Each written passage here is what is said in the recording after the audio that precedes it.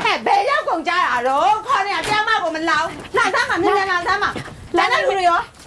လာကြထိုင်ကြစမ်း ထိုင်နေဘလို့ဖြစ်လာတော့ဒေါသတကြီးလဲဘာဖြစ်လာတော့မိမိုက် ရှင်တို့အားလုံးလေဒီခြံမှာနေပြီးဒီခြံထဲမှာဘာဖြစ်နေလဲဆိုမသိကြဘူးလား အမေ ဟမ် ဘာဖြစ်လို့လဲ ပိန်နေသည်ပြောက်သွားလို့ပိန်နေသည်အခိုးခံရလို့ ဟောမေးရလေဗျာပိန်းနေသေးလေးပျောက်တာအဲ့တော့ဒေါသထွက်စရာလိုလို့လားလို့ ဟာလို့လာပေါ့ငါတရွတရားစိုက်ထားတဲ့အသီးမလို့လေငါပို့ရင်နာတယ် ဟာမင်းကလေဒေါသလေးရှော့လိုက်စားပါမင်းဒေါသတွေအများများနေတွေးတိုးပြီးတော့ပြင်လစ်သွားမယ်နော် ဘာလက်မှာလဲ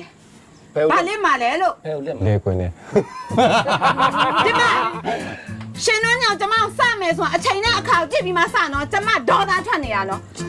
ပြောရဆိုရတာမောလိုက်တာပြောကောမပြောချင်ဘူးနေကြစမ်းမအောင်ရှင်တို့သားဖားနှစ်ယောက်ကလေကျမဒီလောက်ဒေါသထွက်နေတာဘာလို့အင်ကြီးစင်တူဝင့်နေကြရလဲ ဟာ ဘာလို့စင်တူဝင့်နေရလဲလို့ ဘာမှလည်းမစား တဲ့လေအမေ မင်းရတာဖြေ အမေစင်တာတွေပဲဝတ်တာလေဘယ်တော့သားတို့ကသားတို့ပေါ့သားတို့ဝဲဝဲရလို့လေညံကြော်မပြောတော့ဘူးလို့ခါဒီတစ်ခါတော့အမေ ညံကြောထိုင်နေလိုက် ဒီဟုတ် ထိုင်နေလိုက်ဒီမှာရှင်တို့အားလုံးတော့ဒီနေ့ဒီချိန်ကစပြီးခြံလုံးချုံရုံအရင်အထက်ပူကယူဆိုင်ကြကြားလား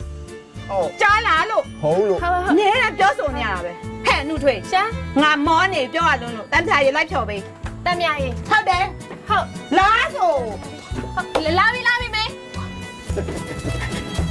မ်ညံ့ရော ဗျာ လိုက်ပြောလိုက်ဦး ဘာလိုက်ပြောရမှာလဲ တပရာတိမရှိတော့ဘူးငါခိုးရောက်မှာကုန် ဟာ